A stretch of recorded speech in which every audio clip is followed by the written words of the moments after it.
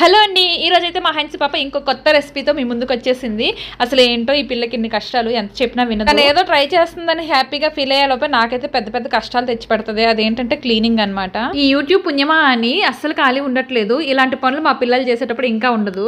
ఈ రోజు అయితే మా హనీ పాప చాలా నీట్ గా చేసింది. ఫస్ట్ అయితే బ్రెడ్స్ ని వాటర్ తో కలిపి బాల్స్ లాగా ప్రిపేర్ చేసింది. ఆ బాల్స్ ప్రిపేర్ చేశాక నాకు వచ్చి చూపించింది. ఇంకా స్టవ్ దగ్గర నేను ఉండాలి కదా అని చెప్పి పక్కనే ఉండి ఇలా చేయి అలా చేయి అని చెప్పాను. అంతే అండి, హనీ పాప చకచకా చేసేసింది.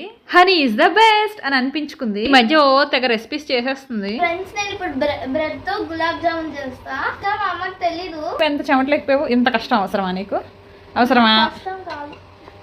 చూడండి ఫ్రెండ్స్, గులాబ్ జామ్ చేస్తుంది. ఎందుకు అంత కష్టం చెప్పు?